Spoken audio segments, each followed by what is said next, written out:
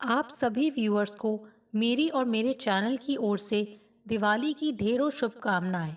Happy Diwali to all of you. आज की कहानी है, क्या अपनी बहन के भविष्य को संवार पाया रवि। अपने मम्मी पापा की शादी की 10वीं वर्षगांठ के उपलक्ष्य में हुई भव्य पार्टी की यादें आज भी मेरे दिलो दिमाग में तरोताज़ा हैं। वह पार्टी लंबे समय तक हमारे परिचितों के बीच चर्चा का विषय बनी रही थी। पार्टी क्लब में हुई थी। करीब 500 मेहमानों की आवभगत वर्दीधारी वेटरों की पूरी फौज ने की थी। अपनी अपनी रुचि के अनुरूप मेहमानों ने जमकर खाया और देर रात तक डांस करते रहे। इतने सारे गिफ्ट आए कि पापा को उन्हें कारों से घर पहुंचाने के लिए अपने दो दोस्तों की सहायता लेनी पड़ी। मेरे लिए वे बेहद खुशी भरे दिन थे। हमने एक बड़े घर में कुछ महीने पहले शिफ्ट किया था। मेरी छोटी बहन शिखा और मुझे अपना एक अलग कमरा मिला। मम्मी ने उसे बड़े सुरुचिपूर्ण ढंग से सजाया था। अपने नए दोस्तों के बीच मेरी धाक शुरू से ही जम गई। मेरी साइकिल हो या जूते, कपड़े हो या स्कूल बैग, हर चीज सबसे ज्यादा कीमती और सुंदर होती। मेरे मम्मी पापा दोनों सर्विस करते हैं और मेरी हर इच्छा को फौरन पूरा करना उन्हें अच्छा लगता है। तुम सब मुझसे जलो मत, मैं बहुत खुशहाल हूँ। अपने दोस्तों के सामने ऐसी डींगे मारते हुए मेरी छाती गर्व से फूल जाती। अपने दोस्तों की ईर्ष्या भरी प्रतिक्रियाएं मैं मम्मी पापा को बताता तो वे दोनों खूब हंसते।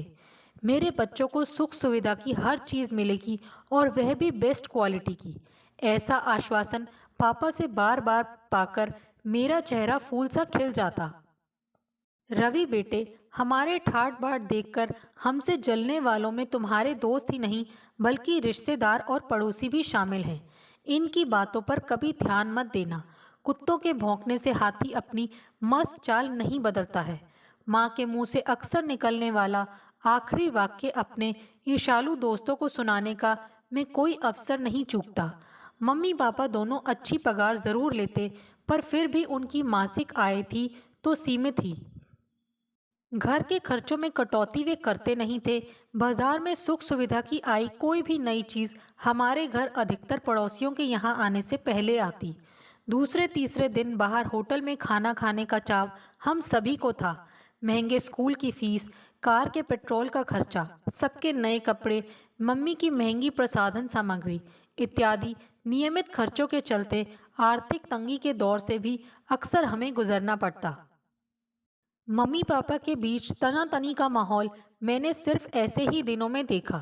अधिकतर तो वे हम भाई बहन के सामने झगड़ने से बचते, पर फिर भी एक दूसरे पर फिजूल खर्ची करने का आरोप लगाकर आपस में कड़वे तीखे शब्दों का प्रयोग करते मैंने कई बार उन्हें देखा सुना था। मम्मी पापा, मैं बड़ा होकर डॉक्टर बनूंगा, अपना नर्सिंग होम बनाऊंगा, ढेर सारे रुपए कमाकर आप दोनों को दूंगा, तब हमें पैसों की कोई तंगी नहीं रहेगी। खूब दिल खोलकर खर्चा करना आप दोनों। वे दोनों सदा ऐशो आराम की जिंदगी बसर करें, ऐसा भाव बचपन से ही मेरे दिल में बड़ी मजबूती से कायम रहा। सबसे छोटी बुआ की शादी पर पापा ने 21,000 रुपये दिए, जबकि दादा दादी 50,000 की आशा रखते थे। इस बात को लेकर काफ़ी हंगामा हुआ।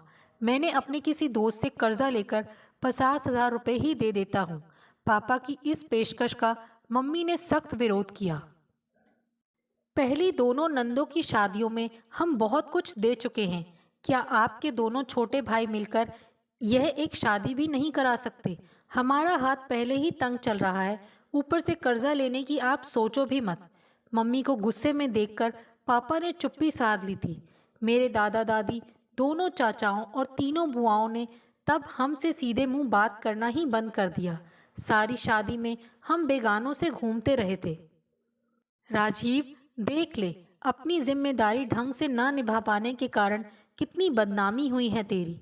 दादी ने बुआ की विदाई के बाद आंखों में आंसू भरकर पापा से कहा। सबसे अच्छी माली हालत होने के बावजूद बहन की शादी में तेरा सबसे कम रुपए देना ठीक नहीं था। मेरी सहूलियत होती तो मैं ज़्यादा रुपए ज़रूर देता। जो मैंने पहले किया उसे तुम सब भूल गए। जिस तरह से इस शादी में मुझे बेइज्जत किया गया है, उसे मैं भी कभी नहीं भूलूंगा। पापा की आवाज में भी गुस्सा था और दुख भी। पुरानी बातों को कोई नहीं याद रखता बेटे। तुम दोनों इतना कमाने के बावजूद तंगी में फंस जाते हो तो अपना जीने का ढर्रा बदलो। ऐसी शानो शौकत व तड़क भड़क का क्या फ़ायदा जो ज़रूरत के वक्त दूसरों का मुंह देखो या किसी के सामने हाथ फैलाओ। दादी की इस नसीहत का बुरा मान पापा उनसे ज़ोर से लड़ पड़े थे। उस शादी के बाद हमारा दादा दादी, चाचा और बुआओं से मिलना जुलना ना के बराबर रह गया।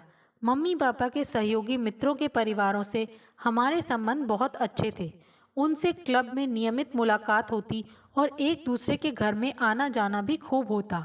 कक्षा 8 तक मैं खुद पढ़ता रहा और खूब अच्छे नंबर लाता रहा। इसके बाद पापा ने ट्यूशन लगवा दी। विज्ञान और गणित की ट्यूशन फीस 1500 रुपये मासिक थी। रवि बेटा, पढ़ने में जी जान लगा दो। तुम्हारी पढ़ाई पर हम दिल खोल कर खर्चा करेंगे। मेहनत तुम करो, तुम्हें डॉक्टर बनना ही है। मेरे सपने की चर्चा करते हुए मम्मी पापा भावुक हो उठते। मैंने काफ़ी मेहनत की भी, पर 10वीं कक्षा की बोर्ड परीक्षा में मेरे सिर्फ 75% नंबर आए। पापा मम्मी को इस कारण काफ़ी निराशा हुई। मेरी समझ से तुमने यारी दोस्ती में ज़्यादा वक्त बर्बाद किया था रवि। उनके साथ सच संवर कर बाहर घूमने के बजाय तुम्हें पढ़ाई पर ध्यान देना चाहिए था। अगर अच्छा करियर बनाना है तो आगामी 2-3 सालों के लिए सब शौक छोड़कर सिर्फ पढ़ने में मन लगाओ। पापा की कठोरता व रूखापन मुझे बहुत बुरा लगा था। 11वीं कक्षा में मैंने साइंस के मेडिकल ग्रुप के विषय लिए। अंग्रेजी को छोड़कर मैंने बाकी चारों विषयों की ट्यूशन पढ़ने को सबसे बढ़िया व महंगे कोचिंग संस्थान में प्रवेश लिया। वहाँ की तगड़ी फीस मम्मी पापा ने माथे पर एक भी शिकन डाले बिना कर्जा लेकर भर दी। कड़ी मेहनत करने का संकल्प लेकर मैं पढ़ाई में जुट गया। दोस्तों से मिलना और बाहर घूमना फिरना काफ़ी कम कर दिया। क्लब जाना बंद कर दिया। बाहर घूमने जाने के नाम से मुझे चिढ़ होती। मम्मी पापा, मैं जो नियमित रूप से पढ़ने का कार्यक्रम बनाता हूँ वह बाहर जाने के चक्कर में बिगड़ जाता है। आप दोनों मुझे अकेला छोड़कर जाते हो तो खाली घर में मुझसे पढ़ाई नहीं होती। मेरी खातिर आप दोनों घर में रहा करो प्लीज़। एक शनिवार की शाम मैंने उनसे अपनी परेशानी भावुक अंदाज में कह दी। रवि, पूरे 5 दिन दफ्तर में सिर खपाकर हम दोनों तनावग्रस्त हो जाते हैं। अगर शनिवार इतवार को भी क्लब नहीं गए तो पागल हो जाएंगे हम। हाँ, बाकी और जगह जाना हम ज़रूर कम करेंगे। उनके इस फैसले को सुनकर मैं उदास हो गया। सुख देने व मनोरंजन करने वाली आदतों को बदलना और छोड़ना आसान नहीं होता। मम्मी पापा ने शुरू में कुछ कोशिश की, पर घूमने फिरने की आदतें बदलने में दोनों ही नाकाम रहे। उन्हें घर से बाहर घूमने जाने का कोई ना कोई बहाना मिल ही जाता। कभी बोरियत व तनाव दूर करने को तो कभी खुशी का मौका होने के कारण वे बाहर निकल ही जाते। मैं उनके साथ नहीं जाता, पर चिढ़ और कुढ़न के कारण मुझसे पीछे पढ़ाई भी नहीं होती। मन की शिकायतें उसे पढ़ाई में एकाग्र नहीं होने देती। चढ़ाई मुश्किल होती है, ढलान पर लुढ़कना आसान। वे दोनों नहीं बदले तो मेरा संकल्प कमज़ोर पड़ता गया। मैंने भी धीरे धीरे उनके साथ हर जगह आना जाना शुरू कर दिया। इस कारण मुझे वक्त बेवक्त मम्मी पापा की डांट व लेक्चर सुनने को मिलते। उनकी फटकार से बचने के लिए मैं उनके सामने किताब खोले रहता।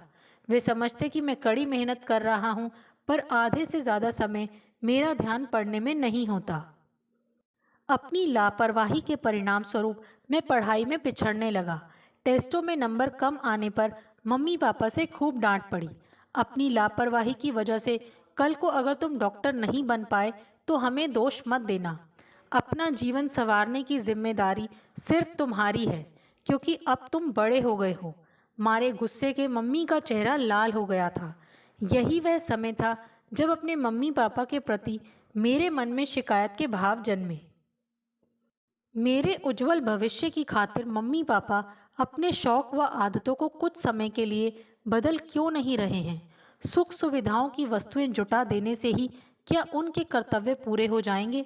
मेरे मनोभावों को समझ मेरे साथ दोस्ताना व प्यार भरा वक्त गुजारने का महत्व उन्हें क्यों नहीं समझ आता? मन में उठते ऐसे सवालों के कारण मैं रात दिन परेशान रहने लगा। तब तक क्रेडिट कार्ड का ज़माना आ गया। यह सुविधा मम्मी पापा के लिए वरदान साबित हुई। जेब में रुपए ना होने पर भी वे मौज मस्ती की जिंदगी जी सकते थे। उनकी दिनचर्या व उनके व्यवहार के कारण मेरे मन में नकारात्मक ऊर्जा पैदा होती। उनसे कुछ कहना सुनना बेकार जाता और घर में ख्वामखा का तनाव अलग पैदा होता। मैं सचमुच डॉक्टर बनना चाहता था। मैंने इस नकारात्मक ऊर्जा का उपयोग पढ़ने लिखने के लिए करना आरंभ किया। मम्मी पापा के साथ ढंग से बातें किए हुए कई कई दिन गुजर जाते। मन के रोष व शिकायतों को भुलाने के लिए मैं रात को देर तक पढ़ता। मुझे बहुत थक जाने पर ही नींद आती, वरना तो मम्मी पापा के प्रति गलत ढंग के विचार मन में घूमते रहकर सोने न देते। मेरी 12वीं कक्षा की बोर्ड की परीक्षाओं के दौरान भी मम्मी पापा ने अपने घूमने फिरने में खास कटौती नहीं की। वे मेरे पास होते भी तो मुझे उनसे खास सहारा या बल नहीं मिलता, क्योंकि मैंने उनसे अपने दिल की बातें कहना छोड़ दिया था। बोर्ड की परीक्षाओं के बाद मैंने कंपटीशन की तैयारी शुरू की। अपनी आंतरिक बेचैनी को भुलाकर मैंने काफ़ी मेहनत की। बोर्ड की परीक्षा में मुझे 78% अंक प्राप्त हुए, लेकिन किसी भी सरकारी मेडिकल कॉलेज के लिए हुए कंपटीशन की मेरिट लिस्ट में मेरा नाम नहीं आया। मेरी निराशा रात को आंसू बनकर बहती। मम्मी पापा की निराशा कुछ दिनों के लिए उदासी के रूप में और बाद में कलेजा छलनी करने वाले वाक्यों के रूप में प्रकट हुई। मेरा डॉक्टर बनने का सपना अब प्राइवेट मेडिकल कॉलेज ही पूरी कर सकता था। उनमें प्रवेश पाने को डोनेशन व तगड़ी फीस की ज़रूरत थी। करीब 15-20 लाख रुपए से कम में डॉक्टरी के कोर्स में प्रवेश लेना संभव नहीं था। हमारे रहन सहन का ऊंचा स्तर देखकर कोई भी यही अंदाज़ा लगाता कि मेरी उच्च शिक्षा पर 15-20 लाख रुपए खर्च करने की हैसियत मेरे मम्मी पापा ज़रूर रखते होंगे, पर यह सच्चाई नहीं थी। तभी मैंने निराश और दुखी अंदाज में मम्मी पापा के सामने प्राइवेट मेडिकल कॉलेज में प्रवेश लेने की अपनी इच्छा जाहिर की। पहले तो उन दोनों ने मेरे नकारापन के लिए मुझे खूब जली कटी बातें सुनाई। फिर गुस्सा शांत हो जाने के बाद उन्होंने ज़रूरत की राशि का इंतज़ाम करने के बारे में सोच विचार आरंभ किया। इस सिलसिले में पापा पहले अपने बैंक मैनेजर से मिले। मिस्टर राजीव, मैं आपकी सहायता करना चाहता हूँ, पर नियमों के कारण मेरे हाथ बंधे हैं। मैनेजर की प्रतिक्रिया बड़ी रूखी थी। अपनी जीवन बीमा पॉलिसी पर आपने पहले ही हमसे लोन ले रखा है। किसी ज़मीन जायदाद के कागज़ आपके पास होते तो हम उसके आधार पर लोन दे देते। आपको अपने बेटे को उच्च शिक्षा दिलाने के लिए बहुत पहले से कुछ प्लानिंग करनी चाहिए थी। मुझे अफसोस है, मैं आपकी कोई सहायता नहीं कर सकूंगा। क्लब में पापा के दोस्त राजेंद्र उनके बिजनेस पार्टनर भी हैं। काफ़ी लंबा चौड़ा व्यवसाय है उनका। पापा ने उनसे भी रुपयों का इंतज़ाम करने की प्रार्थना की, पर बात नहीं बनी। राजेंद्र साहब के बेटे अरुण से मुझे उनके इनकार का कारण पता चला। रवि, अगर तुम्हारे पापा ने मेरे पापा से लिए पुराने कर्ज को वक्त से वापस कर दिया होता तो शायद बात बन जाती। मेरे पापा की राय में तुम्हारे मम्मी डैडी फिजूल खर्च इंसान हैं, जिन्हें बचत करना ना महत्व मालूम है और ना ही उनकी आदतें सही हैं। मेरे पापा एक सफल बिजनेसमैन हैं। जहाँ से रकम लौटाने की उम्मीद ना हो, वे वहाँ फंसेंगे ही नहीं। अरुण के मुंह से ऐसी बातें सुनते हुए मैंने खुद को काफ़ी शर्मिंदा महसूस किया था। दादाजी, चाचाओं और बुआओं से हमारे संबंध ऐसे बिगड़े हुए थे कि पापा की उनसे इस मामले में कुछ कहने की हिम्मत ही नहीं पड़ी। मम्मी ने भी अपने रिश्तेदारों व सहेलियों से कर्ज लेने की कोशिश की, पर काम नहीं बना। यह तथ्य प्रमाणित ही है कि जिनकी अपनी आर्थिक स्थिति सुदृढ़ होती है, उन्हें बैंक और परिचित दोनों ही आर्थिक सहायता देने को तैयार रहते हैं। मेरी राय में अगर मम्मी पापा के पास अपनी बचाई आधी रकम भी होती तो बाकी आधी का इंतज़ाम कहीं ना कहीं से वही रकम करवा देती। अंततः मेडिकल कॉलेज में प्रवेश लेने की तिथि निकल गई। उस दिन हमारे घर में गहरी उदासी का माहौल बना रहा। पापा ने मुझे गले लगाकर मेरा हौसला बढ़ाने की कोशिश की तो मैं रो पड़ा। मेरे आंसू देखकर मम्मी पापा और छोटी बहन शिखा की पलकें भी भीग उठी। कुछ देर रोकर मेरा मन हल्का हो गया। तो मैंने मम्मी पापा से संजीदा लहजे में कहा, जो हुआ है उससे हमें सीख लेनी होगी। आगे शिखा के करियर व शादी के लिए भी बड़ी रकम की ज़रूरत पड़ने वाली है। उसका इंतज़ाम करने के लिए हमें अपने जीने का ढंग बदलना होगा। मम्मी पापा, मेहनती और होशियार बच्चे अपने माता पिता से बिना लाखों का खर्चा कराए भी काबिल बन जाते हैं। रवि, तुम अपनी नाकामयाबी के लिए ना हमें दोष दो और ना ही हम पर बदलने के लिए बेकार का दबाव बनाओ। मम्मी एकदम से चिढ़कर गुस्सा हो गई। पापा ने मेरे जवाब देने से पहले ही उदास लहजे में कहा, मीनाक्षी, रवि का कहना गलत नहीं है। छोटे मकान में रहकर फजूल खर्ची कम करके छोटी कार, कम खरीदारी और सतही तड़क भड़क के आकर्षण में उलझने के बजाय हमें सचमुच बचत करनी चाहिए थी। आज हमारी गांठ में पैसा होता तो रवि का डॉक्टर बनने का सपना पूरा हो सकता था। ऐसा होता तो वैसा हो जाता। ऐसे ढंग से अतीत के बारे में सोचने से चिंताओं और दुख के अलावा कुछ हाथ नहीं आता है। मम्मी भड़क कर बोली, हमें भी अपने ढंग से जिंदगी जीने का अधिकार है। रवि और शिखा को हमने आज तक हर सुख सुविधा मुहैया कराई है, कभी किसी तरह की कमी महसूस नहीं होने दी। डॉक्टर बनने के अलावा और भी करियर हैं इसके सामने। दिल लगाकर मेहनत करने वाला बच्चा किसी भी लाइन में सफल हो जाएगा। कल को ये बच्चे भी अपने ढंग से अपनी जिंदगी जिएंगे या हमारी सुनेंगे। तुम भी ठीक कह रही हो। पापा गहरी सांस छोड़कर उठ खड़े हुए। रवि बेटा, जैसा तुम चाहो। जिंदगी में वैसा ही हो इसकी कोई गारंटी नहीं होती। दिल छोटा मत करो। इलेक्ट्रॉनिक्स ऑनर्स में तुमने प्रवेश लिया हुआ है, मेहनत करके उसी लाइन में अपना करियर बनाओ। कुछ देर बाद मम्मी पापा अपने दुखों व निराशा से छुटकारा पाने के लिए क्लब चले गए। शिखा और मैं बोझिल मन से टीवी देखने लगे। कुछ देर बाद शिखा ने अचानक रुआंसी होकर कहा, भैया, मम्मी पापा कभी नहीं बदलेंगे।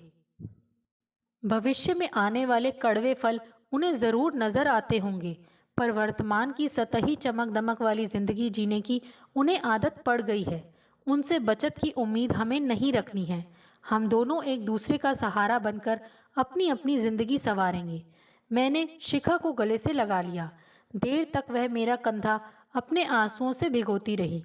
अपने से 5 साल छोटी शिखा के सुखद भविष्य का उत्तरदायित्व सुनियोजित ढंग से उठाने के संकल्प की जड़ें पल पल मेरे मन में मजबूत होती जा रही थी। दोस्तों, आपको हमारी ये कहानी कैसे लगी? प्लीज़ कमेंट्स करके बताइए। Thanks for watching this video.